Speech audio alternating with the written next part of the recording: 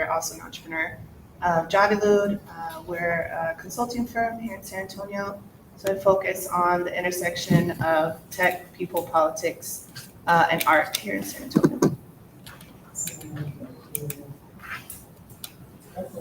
My name is James Cooper. I'm a fan of everything Echo Productions, right? So I currently work on my workforce development. So I come across a lot of information. And so it's really just coming down and really sharing with entrepreneurs, specifically those that are Black and brown in terms of resources that come across our community. Because the organization I work for, we call it a pass-through organization. So a lot of money comes through federal, state dollars to go back into the community. So just making sure that you all have access to that information. Hey, everybody. Hi. Everybody does mean all the bodies. My name is Michelle Richey. I am a serial entrepreneur, but I have fallen in love, madly in love with journalism. So I launched a magazine called She Is Magazine that primarily highlights African American women. We embrace diversity, creativity. So I just wanted to create a platform that we can all share. I like to say I build bridges where people can come across and make connections. I'm also a realtor, so can you buy myself? I mean, girl as well. Thank you. Hello, I'm Patricia Brown. I'm here with Amy. I'm going to mess her last name up. Pasarenko is really, it's so challenging. We're mostly source and contract specialists with University Health Hospital and our procurement department. We source all of our contracts, all of our vendors, so we like to get out there, see what vendors are out there, small businesses, make sure you guys have opportunities to build things, even if you think you're never too small, to build anything. I know sometimes it can be intimidating, but please, if you see them come across, we do our bids with the website. There's a link, you can always check out the bids there for literally any kind of services you can probably think about. So look at it, we run them in the newspaper ads, on a regular basis. We do have some information you guys would like it. Take a look at these opportunities. Don't let it intimidate you. We cards, reach out if you need some avenues if you need it. To be able to bid. It's a lot out there and it's enough. Thank you so much. And we got history with University. I was already telling you that we got history with University. So that we really love. I'm gonna ask Roberta if you really mind grabbing those campus and maybe putting some around the spaces. That's right here. I thought the one that Patricia has here. Yes, thank you. So we can all become familiar with what we all do. And let's get started. And we're trying to do this event thing. There's this, our fantastic cameraman. Let's go on. Your name? What's going on, everybody? I go by Christopher, not Chris.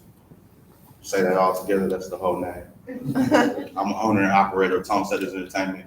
The main thing we specialize in is helping small businesses create content and promotional material for advertising their businesses. Fantastic. Awesome. That's exciting. Nice to meet you. Or to see you again, Christopher, not Chris.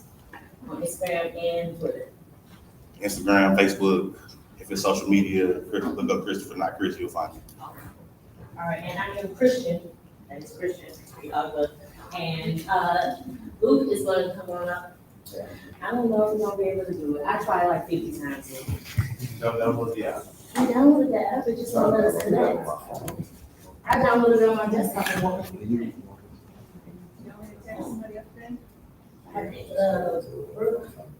Brooke was down there, she gave me the rundown, but it just won't let me. Because, yeah, the face of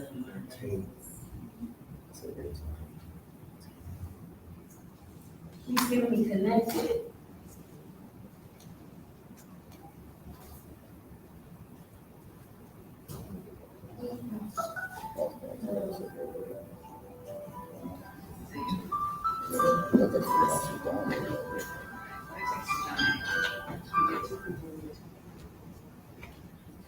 I like when people know that you have never been to it and they still call it. I'm not busy. I know it is. Yeah, right. I'm not lying, so I must be ready and available for the call.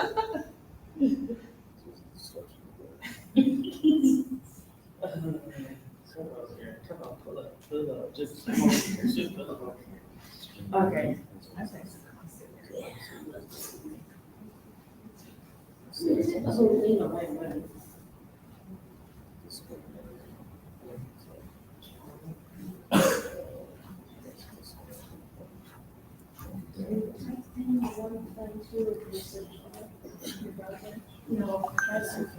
Let's make, oh. Something's happening. Got it.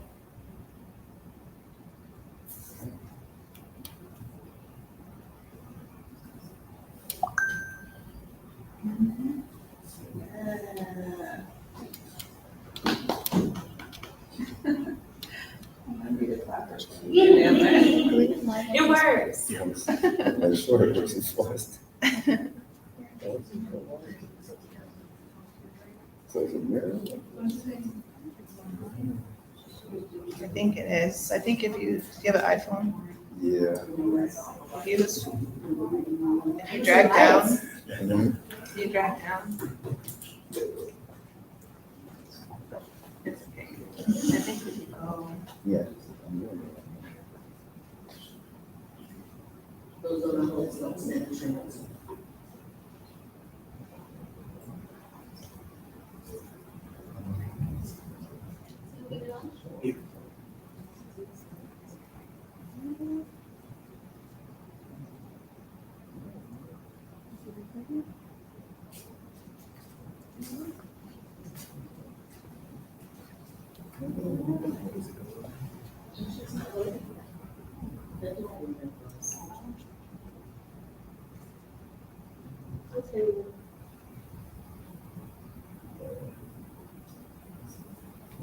Our apologies, you all.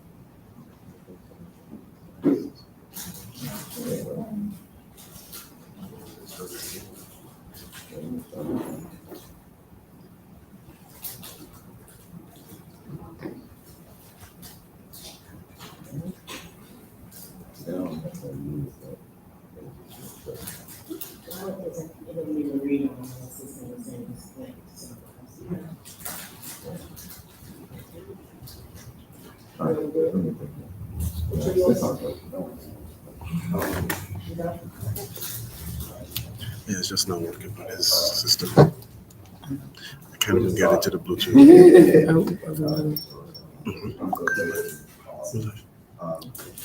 Good afternoon, everybody. My name is Tda. I'm the Use the founder. microphone. What was that? Grab the microphone. Oh, I know, sorry. I jumped in.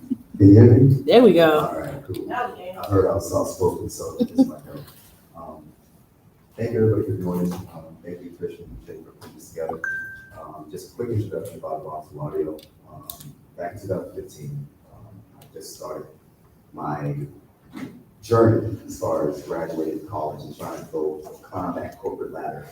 And at the time, I was also listening to a lot of, or reading a lot of Black history prior to slavery, because here in America, unfortunately, they tend to only focus on the Black history that surrounds slavery and enslavement of Africans, but it doesn't really focus on the history prior to that. And so around that time, I was listening to or reading a lot of Black history books, and I was also listening to a lot of entrepreneurial books, because I always had it in me to try to build something that was going to build a better world, better community for my community and their society overall.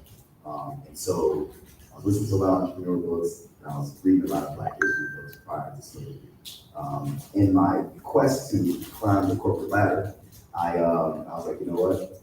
These Black history books, these are a lot of pages. A lot of pages, 605 pages. I don't know about that right now. So let me try to find some of these on audiobooks. As I try to focus at work, I want to listen to some of these stories. And what I quickly realized is that there wasn't a lot of these stories in audible format. Any of them at all at the time.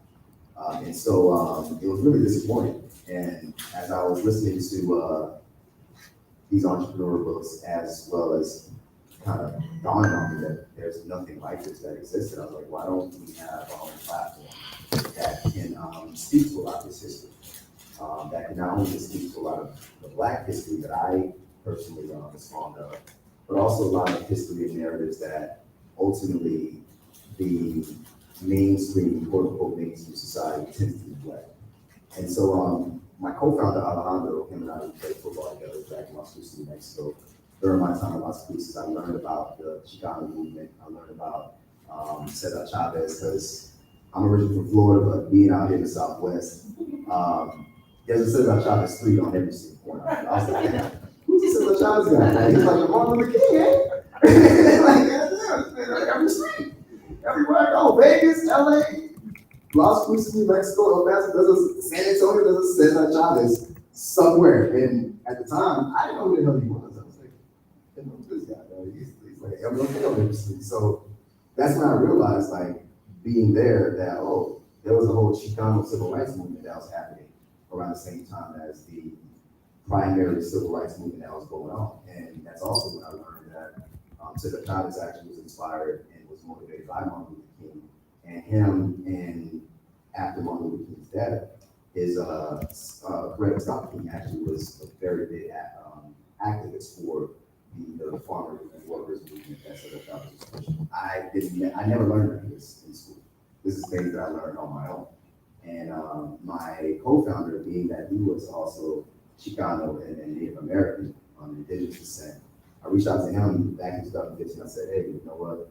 This is something that I want to do for the community overall, the Black community, the African diaspora overall. But I also understand the importance of how these stories intermingle and the importance of us as a society understanding these stories. Because for me, if you don't understand someone's background, you know, if you don't understand the context someone comes from, like, for example, right now we've got this Ukraine crisis. People from Ukraine are going to come here. They may start lives here. They may, for generations, build here. But there was a reason why they came here. You know what I mean? Same thing for the Irish when they migrated during the potato famine and all that. You know, so there's a lot of context as to why people are where they are and how things in their history and the politics transpire. Like for me, for example, I'm Haitian. Me and my family, we got on a boat in Guantanamo Bay. We were stationed there as I was 2 years old.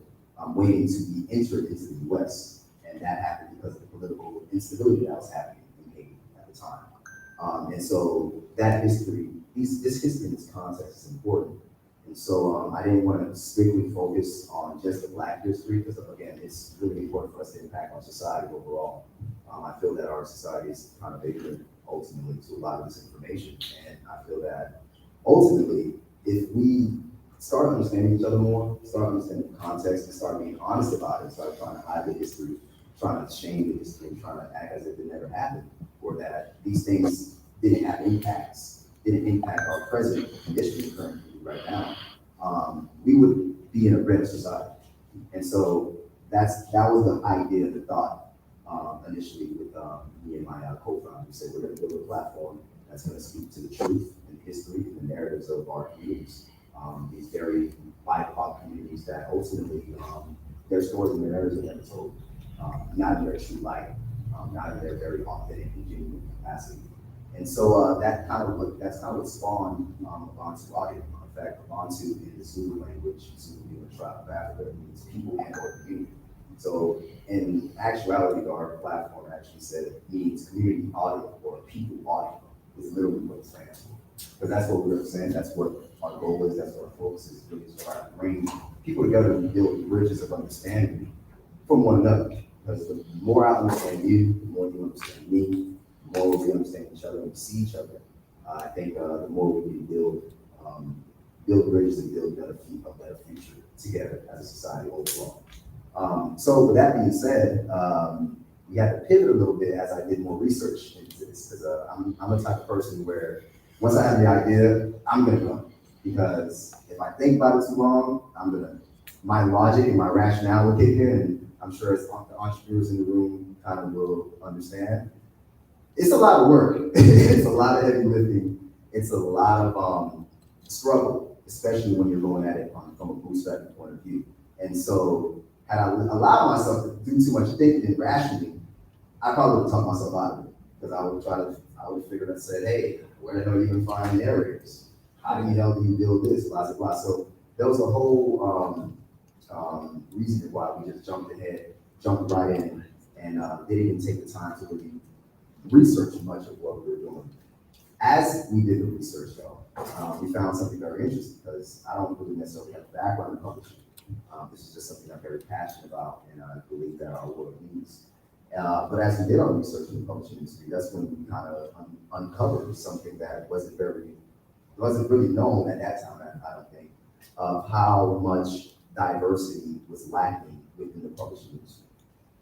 In fact, we were just looking at some article just the other day in the New York Times, where it stated that they did a little study about 8,000 or so books that were written by 4,000 or so authors, and what they found in that New York Times study was that 95% of those books were written by white authors.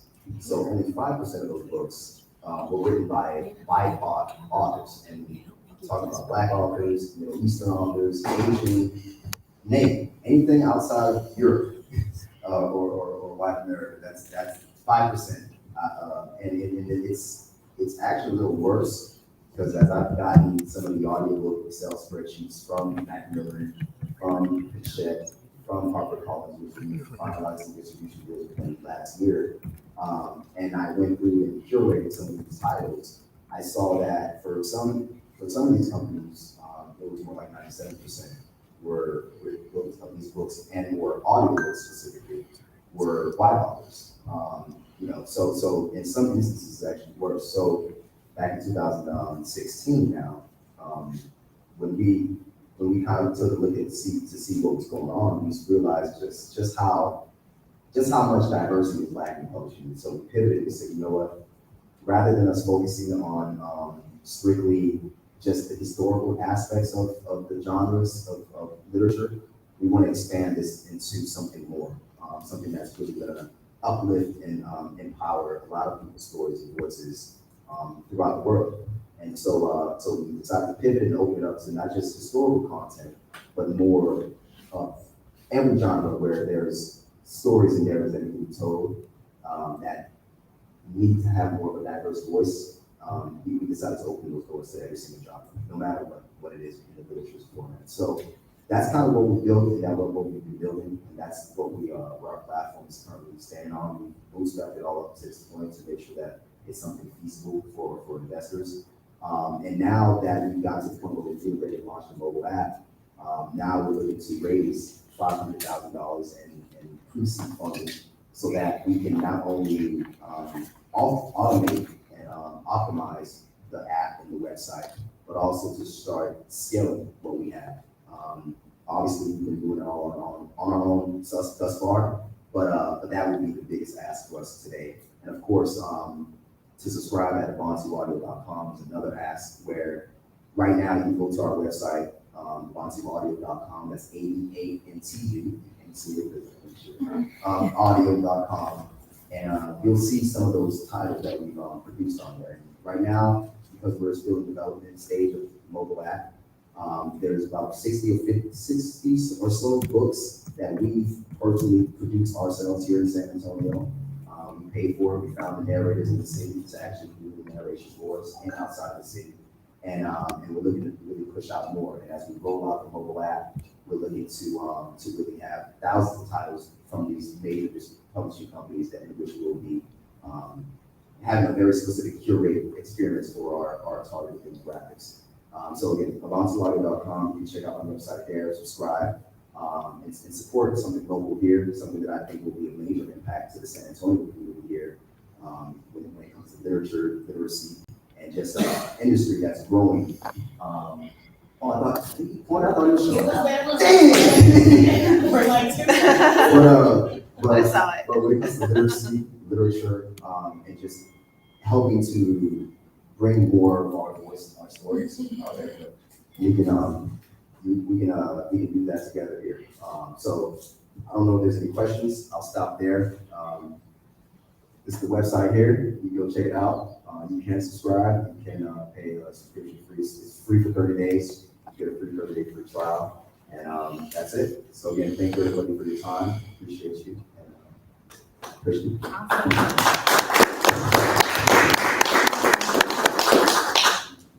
It's going and coming. It's going and coming up there. All right, thank you so much, Luke. Good talk. So Luke's brand is a first, of course, in the big giant industry. What's the valuation of your industry? Right now, it's valued at 4.8 billion. However, it's projected to be valued at $14.9 billion globally by 2027. So it's just getting bigger and bigger and bigger. Yeah, it's growing by anywhere from 16 to 24% year per year. Because people are doing more when they're reading these books. They're not reading, I mean, because it allows for. Right, you can multitask. Most people listen in their cars because most people are stuck in traffic. Most people are driving to and from work where they work. Most people, they're working like I was in 2015, so I didn't have time to read the book, but I can listen to it. So it really increases your ability. And there's been studies also where people were saying, oh, reading is not, listening to the audiobook is not the same thing as reading, but in actuality, your brain doesn't know the difference. Whether you're reading the actual physical book or you're listening to the audiobook, your brain doesn't know the difference. When you think about it, reading a book, you're just reading to yourself. So it's just your head reading to yourself, right? So an audiobook, it's just a different voice, but it's still the same concept. Yes. Save time, create an opportunity. There you Love it. Thank you so much, Luke. Yes, ma'am. At the beginning of the system where we created these pitches, we had wonderful judges from Lift Funds Women's Business Center, right here from Geekdom. Leslie Chasner came down, and she was one of our judges. And we also had Xavier Tosin, who's the chairman of the African American Chamber of Commerce. And they were able to really provide some on-the-spot mentorship. So you can actually watch Luke's pitches, the first round one, that we did on the 21st of February, as well as some of a new interview that Uche just completed last week. You can watch those on the Equity Public Relations YouTube page or on Instagram. Okay, so we have folks right now that are tuned in from YouTube. So what's up? Hello, everyone. Please, in your comment section, drop your name, your organization, so we know who's hollering at us. If you're on Instagram or Facebook, hello. We would love if you would share this with your network. And we're going to move right forward to Stephen. Stephen from Gardovia Gardens, everybody. We're going to see what Good morning, everybody. My name is Stephen Lucky with Gardovia Gardens. I started Gardovia Gardens in 2015 to address malnourishment and environmental degradation. So prior to the pandemic, we were in an epidemic. And I guess because it didn't have the PA in front of it, it wasn't as important. But essentially, African American and Hispanic, Latino communities are impacted the most by a standard American diet, which is very sad. We have diabetes, we have cardiovascular diseases, we have obesity. Our children, Generation Z, are being born with childhood diabetes, with childhood obesity. So imagine being born behind the 8 ball and having a very difficult opportunity to make life changes. And so Gardovia essentially took the approach of Hippocrates, the founder of Western medicine. It says, let food be thy medicine and medicine be thy food. So hey, if the guy who invented Western medicine is saying that food is what we should be healing ourselves with, then that's really what took me down this wormhole. So I started studying nutrition. I got my master's in nutrition. I became a certified organic farmer. I became a master gardener. And I empowered myself with the skills and knowledge to, I like to say, preach the garden gospel. How do you get people to be healthy, right? I can tell you to eat healthy. I can tell you to eat all your fruits and your veggies. I can tell you to go exercise 60 minutes a day. I can tell you to get your sleep, right? But apparently that doesn't work. In this fast-paced society, you go to McDonald's, right? You go to Popeyes, 2-piece for 99 cents on Tuesday. I'm guilty of it myself. We drink a ton of soda, right? So we're ingesting all this sugar. And it's not even real sugar, it's high fructose corn syrup. So the glucose that our brain operates isn't, we're not getting that energy necessary. So we just keep consuming, but really not feeding our body the nutrients that it needs.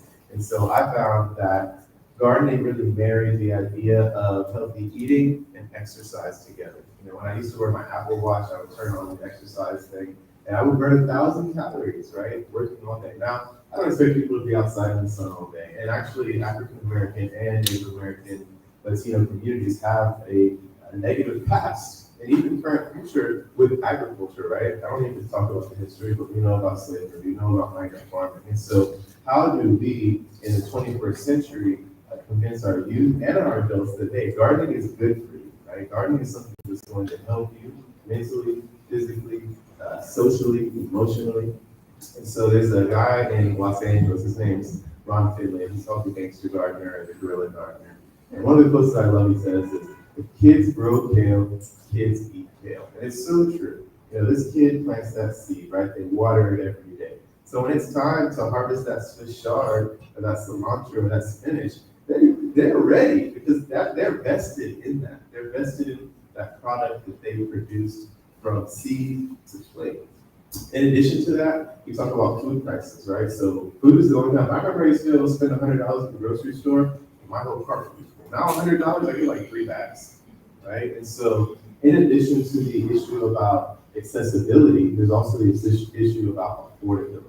And so we're trying to figure out how much food can be grown in San Antonio. San Antonio used to be considered the winter garden of the United States because we get like 250 days of sunlight. We might get 3 light freezes unless it's Winter Storm Uri. So we can grow food year round when in New York and Michigan and Ohio, they can't do that. Colorado, they have like 4 or 5 months. And so we have an opportunity here in San Antonio to utilize lots of land, to utilize good weather, to utilize workforce development, to utilize technology. And we're here at Geekdom. I've been a Geekdom member since at least 2015, and Geekdom really helped me have a place at night to get on the computer and work and develop these processes and develop these ideas.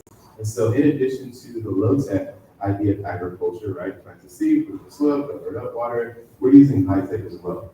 We're using 2 different forms in the physical world as well as the digital world. In the physical world, what we're doing is we're using sensors and we're using Wi-Fi timers to control and automate our watering systems. And so we're able to have a host timer or an in-ground irrigation system that essentially is controlled from Hawaii, is controlled from Nigeria. We could be anywhere in the world and we can know exactly that our water is working. We can know the amount of gallons that we're using, and we can know if there is a leak in our system. In addition to that, it connects to a sensor and it tells you your humidity and your moisture level. So if we get to 80% moisture level, our timer will turn off so we're not overusing water and we're also not overwatering our plants. In addition to that, we're using controllers and indoor grow setups to control our pH levels of our water and to control our parts per million of our nitrogen, phosphorus, and potassium. We're also able to monitor our humidity in the air. We're able to monitor the air temperature, right, and make sure that our systems are working optimized to grow microgreens and mushrooms. And that's how we started to address COVID-19, because people need food fast. In the digital world, what we're doing is we're creating a magazine. We've created a quarterly magazine that has all things urban agriculture in the San Antonio region, because either you move to San Antonio or you've been living in San Antonio, but you're just getting into growing food. Where do I go? Where are the nurseries? Where do I get bulk collection? What local farmers are there? Where are the farmers markets, right? So we've created a directory with all this information. We've created a planting guide. We've also created small articles that educate people about urban agriculture. And so those are some 2 new initiatives that we're working on and continuing to expand, in addition to our existing programs, which are garden-based learning. We go to schools, churches, community centers, houses, restaurants, provide this education. We have our Build a Garden program, so we build gardens, compost, rainwater tanks. We also have a garden volunteer program. So volunteers from colleges, from corporations will come and volunteer at Gardopia, as well as our other offsite programs. And then we also have our farmers market program. So Gardopia has monthly farmers markets. You can come this Saturday, March 26th from 3 to 7 p.m. Visit us, see what it's all about. We have a half-acre micro farm on the east side. It was one of the highest crime intersections with gunshots in 2015. After the MLK March, a 16-year-old man got shot and killed there. And so San Antonio Housing Authority came to us and said, hey, let's try something different, right? We can do drug raids. We can do a shot spotting technology and track a gunshot to a 1 mile and 1 mile radius. We can do more police officers, but there are other solutions to trying to police the problem away. And so by putting this community garden on this troubled area, we were able to reduce crime in these past 5 years. And this is just one method. It's called crime prevention through environmental design. It's sort of like the broken window concept, right? If we break this window and don't think about it, people are gonna start jumping into that house and doing different things. And so we can clean up our communities, we can clean up our neighborhoods, and we can also create a healthier community through preaching and talking about how food can heal us. And so that's what Garden is doing. As far as what we're looking for in partners, we want to build more gardens. If you're going to say health system, you'll support us in the past. I saw an article of a hospital that has a garden on the roof, and they grow about 5,000 pounds of food that goes into the cafeteria, right? There is an example in Berkeley, California, the Edible Schoolyard with Alice Louise Water. She was a restaurateur, owned Chez Denise, and she would drive by this middle school, and she'd see just a dilapidated school. So she convinced the principal to allow them to build a garden, right? 25 years later, she's in Los Angeles, New Orleans, South Carolina, New York, Italy, and Japan. And so we're looking at these gold standards, and we're going to continue expanding throughout San Antonio and beyond.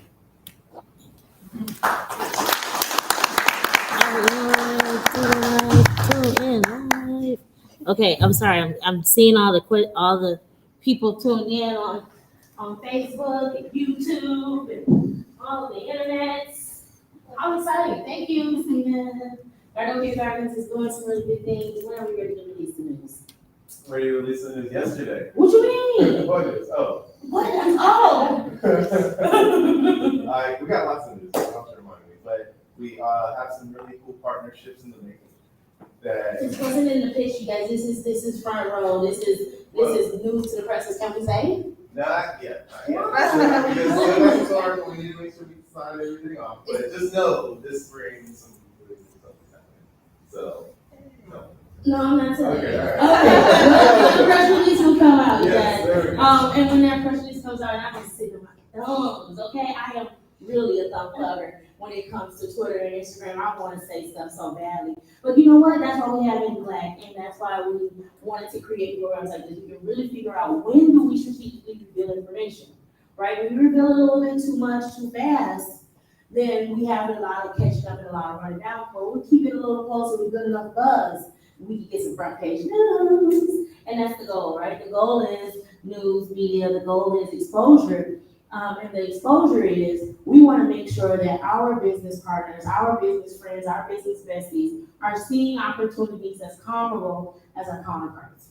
And that only can happen if we share our own stories, share our narrative, and do so with strategy, okay? So Tramel she is the center of strategy at this very moment. We're excited for what you got to offer. Because the strategy is front row center. So everybody, Tda Consulting founder, Tramel D. Jones. Clap the whole way, and clap the whole time, Clap the whole time. Thank you. I've actually been promised I like to take the same back. I like stats and numbers, but you gotta be on your feet in order to. All right, so I want to talk to you a little bit about Tda Consulting. Tda Consulting is a strategic success and workplace wellness coaching firm. It's a mouthful, but it means a lot. We strive to help employers, early entrepreneurs, and organizations identify, maximize, and monetize their skill sets to elevate their career trajectories. So I'm the founder. My name is Tramel D. Jones. Hi, how are you? I started Tda Consulting in 2013, and initially we were only offering one-on-one career coaching. We were offering resume writing, and we were offering long-term career strategy planning. But now, almost 10 years later, we're now teaching organizations how to retain their staff, focusing on elements like career satisfaction, providing one-on-one career coaching, and we're motivating staff to identify their strengths so that they operate in their area of genius. So today, I want to present to you TDJ University. TDJ University, a core program that cultivates collaborative learning. This curriculum-based training introduces cross functional teams to methods that stir productivity, engage, and allow for employment advancement equitably. So the program offers supplemental employee management and career strategy training, and this happens in 3 models. So the first model is senior executives model. The second model is upcoming or incoming professionals model. And the third is university teams model. So let's talk about those specific models individually. Oh, that's great. So first is the senior executive model. So this model is going to foster relationships between new hires, executives, and everyone in between. So really quick stat for you. A report issued by the Department of Labor Task Force on the Aging of the American Workforce found that workers between the ages of 25 and 34 received, on average, 37 hours of training per year, while their counterparts over the age of 55 receive only 9. So we're seeing also a lot of press that depicts this strained relationship between our seasoned workforce and our incoming professionals. And many companies are being told to utilize the reverse mentoring opportunity. This is where you're asking your younger employees to train those who are higher on the org chart and boast more years in the industry. This can get really cumbersome, and it actually creates more strain than improvement. So TDJ University will step in and provide something for this obvious decline in learning investment. By creating small classes and one-on-one learning opportunities for our wiser executives, we'll increase those relative skill sets, but also improve connection, confidence, and workplace culture. Okay? So also I want to talk to you a little bit about the topics that are available in the senior executive model. Hands-on software sessions. So we're talking about software like Zoom, Canva, social media training. Emotional intelligence, collaborative teamwork, working in diverse teams, modern management and leadership techniques. And this is really about attracting, managing, and retaining our younger professionals. And then lastly, de-escalating conflict in the workplace. These are not all, but just a few. Okay, let's move on into the incoming professionals model. Quick step here. Millennials surpassed baby boomers as the nation's largest living adult generation, according to population estimates from the U.S. Census Bureau. Millennials numbered 72.1 million and baby boomers numbered 71.6 million. There also seems to be this societal perception that our incoming professionals are less loyal and need motivating. But we actually see that they lead with their core values and they come to the workplace with their career plan.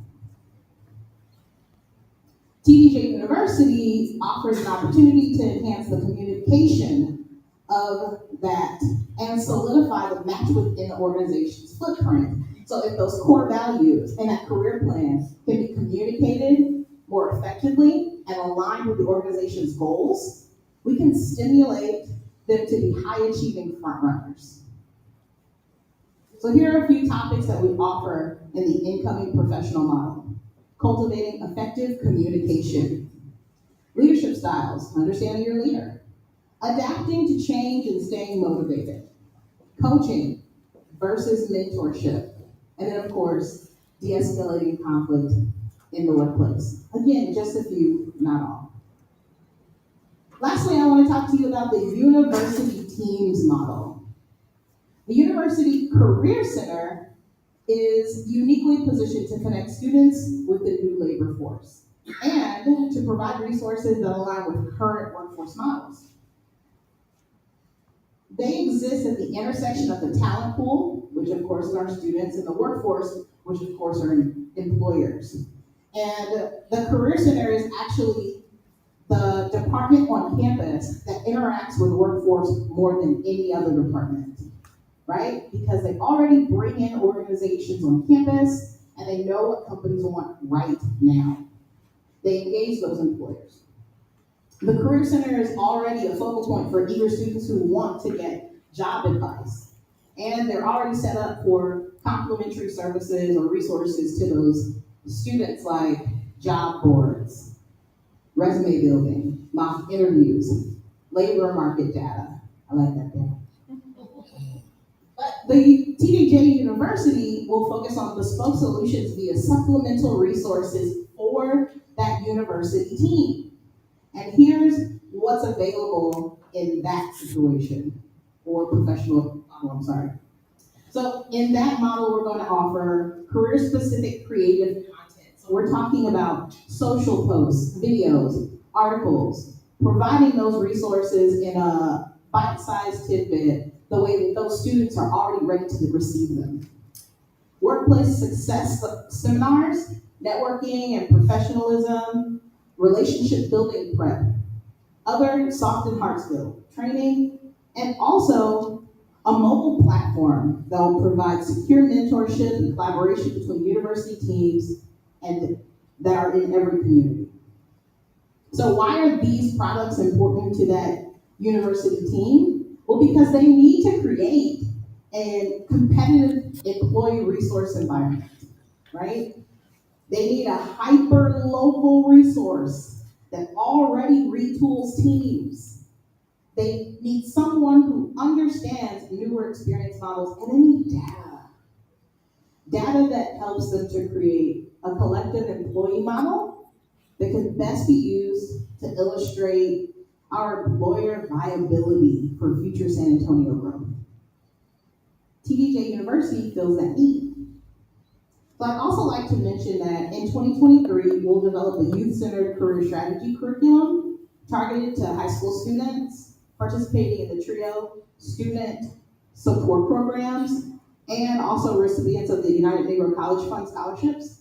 This program is actually going to focus on career exploration and experiential sessions. So instead of students choosing careers based on money and public perception, they can actually have experience and they can base those decisions on better data. So today I'm actually asking for introductions to tech integration partners to assist with creating an app and online platform that ensures that TDJ University will be that one-stop integration and access point for our experienced and high-level executives who are seeking to understand new growth models. TDJ University will be that mobile platform and provide secure mentorship and collaboration between all university teams. And that TDJ University is accessible to every San Antonio employee in an effort to increase our global presence and value. If you have questions, I'm happy to answer, but thank you for listening.